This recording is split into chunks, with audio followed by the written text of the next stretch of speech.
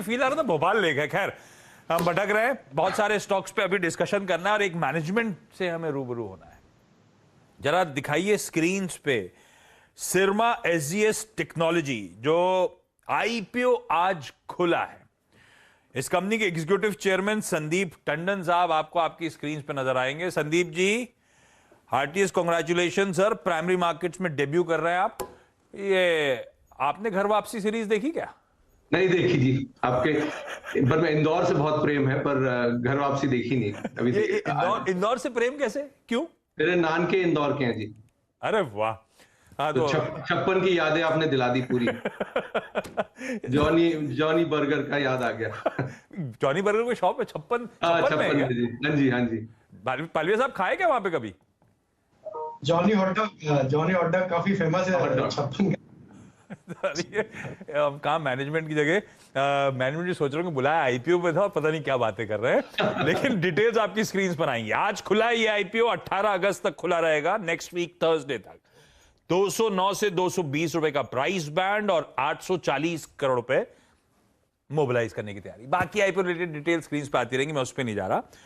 अब संदीप सर, पहले तो आसान शब्दों में पहली हेडलाइन ग्रैब करती कि इलेक्ट्रॉनिक्स मैन्युफैक्चरिंग कंपनी सिरमा का आईपीओ। अब इलेक्ट्रॉनिक मैन्युफैक्चरिंग मतलब क्या बनाते हैं, किसके लिए बनाते हैं? सर हम जो इलेक्ट्रॉनिक्स है इज लाइक जैसे दिमाग है हर चीज का, राइट? तो हम we are across industries. I mean हमारी इंडस्ट्रीज है industrial appliances, consumer appliances, as well as health care products. तो वो सब चीजों में जो दिमाग होता है, वो जो इलेक्ट्रॉनिक्स अंदर होता है वो दिमाग होता है। तो हम वो बनाते हैं, अंदर जाते हैं प्रोडक्ट्स के, ऑटोमोटिव में भी जाते हैं। तो we are very well spread out की within all industries. No single customer, 10% से ज्यादा हमारी रेवेन्यू का है सिंगल कस्टमर। तो इस करके वो जो दिमाग होता है ना अंदर हर चीज के, चाहे आपका वो एयर कंडीशनर हो या फिर आपका वॉशिंग मशीन हो, उसकी जो दिमाग है वो प्रिंटेड सर्किट बोर्ड होता है, वो हम बनाते हैं जो अंदर जाते हैं इस डिफरेंट अप्लायंसेस में। तो that's what we do and we help in उसका डिजाइन और मैन्युफैक्चर। हम इंडिया में भी बेचते हैं और एक्सपोर्ट भी करते हैं, और कस्टमर्स हमारे मार्की ब्रांड्स होते हैं जिनके लिए हम ये बनाते हैं। ये तो मतलब अभी मेरी washing machine of late problem कर रही है, अपने मन से कुछ कुछ कर रही है, तो उसके दिमाग का जो सर्किट घुमा है वो आपके कारण है? नहीं जी, ये जो पहले वो जो ब्रांड प्रोग्राम करता है वो करती है आपके लिए। पर ज्यादातर दिमाग ठीक ही चलता है कि अपने आदमियों के दिमाग से ज्यादा अच्छा चलता है, ज्यादातर इतना अप डाउन नहीं होता। अच्छा, printed circuit board assemblies, custom radio frequency identification, इस बिजनेस का मोट क्या है? किस तरह की कॉम्पिटिटिव इंटेंसिटी है? क्योंकि मैं इसीलिए पूछ रहा हूं क्योंकि ग्रॉस मार्जिन हेल्दी हैं, ऑलमोस्ट 30% की ट्रेजेक्टरी पर खड़े हुए हैं। ये मोट क्या है और इस तरह के मार्जिन सस्टेनेबल हैं क्या सर? सर ये आप आईटी सर्विसेज का देखते हैं ना, तो this is design services plus manufacturing. तो सस्टेनेबिलिटी आती है जब आप डिजाइन करते हैं, कस्टमर एंगेजमेंट जरा डीप होती है तो सस्टेनेबली आती है। और फिर जब हम जो प्रोडक्ट बनाते हैं ना, वो जरा स्प्रेड आउट है, तो उस करके हमारा जब स्प्रेड आउट होते हैं तो अपॉर्चुनिटी ज्यादा मिलती है to create more moats around it. And because हम पूरा सप्लाई चेन भी मैनेज करते हैं, पूरे कॉन्ट्रैक्ट मैनेज करते हैं, इसलिए मोड्स बनी रहती हैं। और हम वेरी एफिशिएंसी बहुत लाते हैं सिस्टम्स में, प्रोडक्टिविटी, एफिशिएंसी, ऑटोमेशन, ये सब चीजों के साथ मोड बनाए रखते हैं। पर ये इंडस्ट्री बहुत फ्रैगमेंटेड है, बहुत बड़ी है, यू हैव टू चूज कहां पे खेलना है, वहां पे अपॉर्चुनिटी बनती है। ओके, आपने कहा जैसे कि इंडस्ट्री बहुत बड़ी है, फ्रेगमेंटेड है। संदीप जी, आपका क्लाइंट बेस क्या है? जरा कुछ अपने अच्छे अच्छे क्लाइंट्स के नाम बताइए। और दूसरी बात, जब आप डिज़ाइन शब्द का इस्तेमाल करते हैं तो मेरे जहन में यही आता है कि इसका मतलब आपका R&D पे खासा जोर होता होगा। R&D पर आपने अब तक अपने इस करियर में कितना स्पेंड किया है, और कितना जो फ्रेश इन्वेस्टमेंट करते हैं उसमें से आपको R&D पे स्पेंड करना पड़ता है? थोड़ा सा इस बारे में बताइए जरा। तो हमारी R&D स्पेंड ना जी प्रोडक्ट में ही फिट मिक्स हो जाती है। सो हमारा it's not a cost centre as such, it's part of our product cost. So but we spend about 2% of our revenue on R&D through design and manufacturing research, right? So testers बनाने, productivity, automation और product, तो उस करके उसमें जाता है। और moving forward, आप पूछ रहे थे कि कस्टमर्स कैसे हैं, तो जो मैं अलाउड हूँ नेम करने के लिए, जैसे टीवीएस का इलेक्ट्रिक व्हीकल है, उसका बैटरी मैनेजमेंट और मोटर मैनेजमेंट सिस्टम हम बनाते हैं। जैसे श्नाइडर इलेक्ट्रिक के लिए पावर प्रोडक्ट्स बनाते हैं। ऑटो में आपको एग्जांपल दे दिया, कंज्यूमर में और फैन, BLDC फैन जो लोअर एनर्जी कंजम्पशन फैन है, उसके इलेक्ट्रॉनिक्स बनाते हैं। तो काफी डिफरेंट कैटेगरीज में हमने प्रोडक्ट मैनेज किया हुआ है। वन ऑफ द एरिया जहाँ पे हम काफी स्ट्रांग हैं इज IoT, जो आपने अभी तक देखा है कि mobile phone human to human बात करने के लिए, कम्युनिकेशन के लिए है, अभी मशीन टू मशीन के लिए IoT यूज होगा। तो उसमें हम RFID में बहुत स्ट्रांग है, जो रेडियो फ्रीक्वेंसी ID टैग्स हैं। जैसे आप अपनी गाड़ियों पे फास्ट टैग लगाते हैं ना, to go through the gate, वो हम बनाते हैं। वैसे और 500 अलग RFID टैग्स और BLE और डिफरेंट कम्युनिकेशन प्लेटफॉर्म्स पे हम टैग्स बनाते हैं, RF कम्युनिकेशन प्लेटफॉर्म के टैग्स। तो काफी स्प्रेड आउट है technology capability for IoT, which is a strong area of our growth. Okay, यही एग्जैक्टली संदीप जी, ये जो RFID की आपने बात करी, पिछले 2 साल में काफी बड़ा मार्केट बना है ये।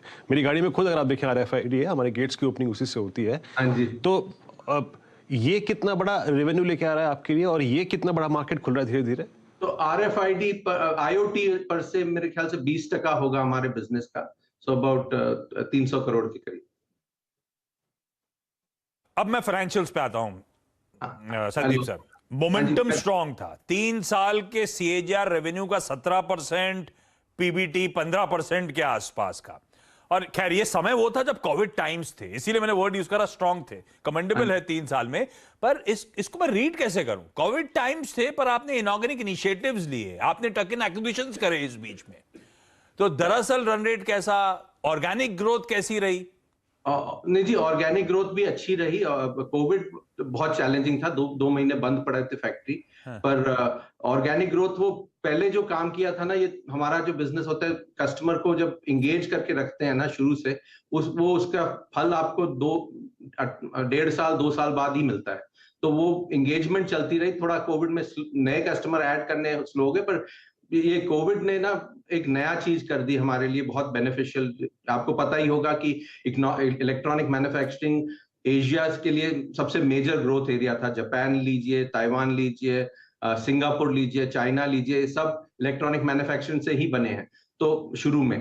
तो अभी कोविड जब हुई ना, चाइना मेजर सप्लायर था, तो मेजॉरिटी जो हमारे वेस्टर्न और नॉर्थ अमेरिकन बायर्स है ना, उन्होंने ये सोच लिया कि भाई चाइना पे डिपेंडेंसी अकेली नहीं ठीक है। तो वो फोकस आ गया इंडिया पे, और हम जैसे ऑलरेडी एक्सपोर्टर थे, ऑलरेडी क्वालिफाइड थे, तो वो उनके लिए इंटरेस्ट और अटेंशन और बढ़ गई कि भाई ये और सोर्स कर सकते हैं इंडिया से। तो वो ये वाला हो गया संदीप सर, वो चाइना +1 पॉलिसी जो यूज कर रहे थे सब लोग। तो आप कह रहे हो उसके चलते बिजनेस वाकई परकुलेट होना शुरू हो चुका है, एडेड बिजनेस आ रहा है, लोग डिपेंडेंस चाइना पे खत्म कर रहे हैं, आप जैसे प्लेयर्स को फायदा होना शुरू हो गया है। हो गया जी, ऑलरेडी ऑडिट्स हो रहे हैं, फैक्ट्रियों के ऑडिट कंप्लीट हो रहे हैं जल्दी के जल्दी। इंटरेस्ट बहुत बढ़ रहा है, बहुत ज्यादा एक्टिविटी हो रही है for alternatives to China, definitely sir. मैंने फाइनेंशियल मोमेंटम की बात करी, दूसरी तरफ संदीप सर जो ROEs थे आपके, वो स्क्वीज हुए, वो कॉन्ट्रैक्ट हुए। ये RHP मेंशन करती है 14% के आसपास। ये कब तक, ये क्या एक्विजिशंस के चलते ROEs हुई थी? ये एक्विजिशंस फुल स्केल पे भी आए नहीं है क्या आपने? नहीं, एक्विजिशन का बेनिफिट नहीं आया ना। It's actual ROCE would be close to 20% sir. तो आप कह रहे हो ये बाउंस बैक कर जाएगा जब ये पूरा इंटीग्रेट ढंग से होंगे? हाँ जी, हमारा before standard running is about 25%. COVID has effectively done 2 things. We are keeping larger inventory levels हमारे बढ़ गए हैं, और उस करके क्योंकि सप्लाई चेन आपको पता ही है बहुत शेकन अप है, पर उसका अदर बेनिफिट है कस्टमर एंगेजमेंट बहुत बढ़ गई है। मतलब फोरकास्टिंग ज्यादा हो रही है, अच्छी तरह से स्ट्रॉन्ग एंगेजमेंट है कस्टमरों के साथ। फिर ये जो फंड रेज कर रहे हो आप, 840 करोड़ रुपए, लार्जली उसमें 766 करोड़ रुपीस तो फ्रेश इशुएंस है। हाँ जी, ये फ्रेश इशुएंस पूरा चैनलाइज होना है, आपके बड़े एग्रेसिव केपेक्स प्लान्स हैं।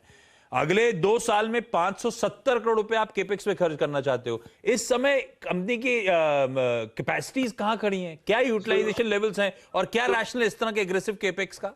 तो सर बहुत ज्यादा डिमांड आ रही है, आपको मैं बोल रहा था ना, तो एक्सपेंशन के रिक्वायरमेंट्स बहुत हैं और हमने ऑलरेडी 100 करोड़ का कैपेक्स कर दिया था मार्च अप्रैल में।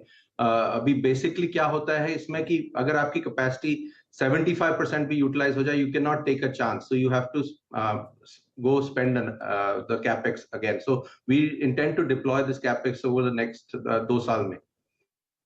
जाते थे Greenfield ये and अच्छी brownfield बात है इसमें, expansion के लिए। ये क्योंकि आप ज्यादातर सारा का सारा पैसा जो उठा रहे हो ग्रोथ कैपिटल के तौर पे उठा रहे हो, ओएफएस ये बहुत मिनिस्ट्रियल आशीष- का है, वो अच्छी बात है।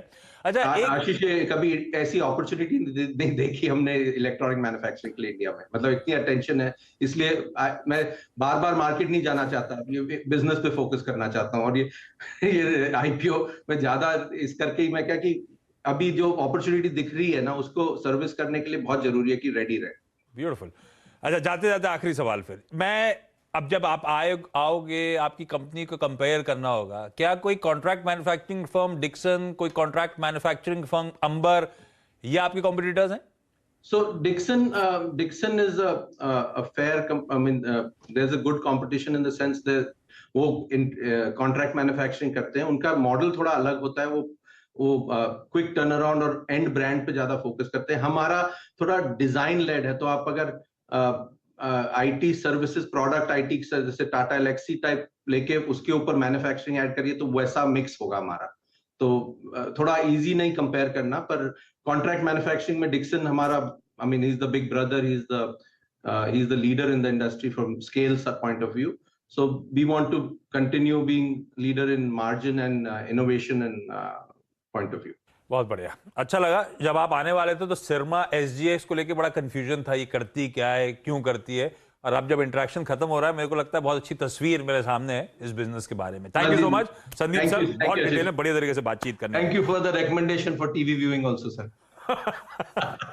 जब आप लिस्टिंग के साइड जुड़ेंगे तो पूछूंगा कैसा लगा आपको वो। ठीक है, टाटा एलेक्सी का काउंटर स्क्रीन पर लेकर आई है भाई, 5-5.5% का उछाल।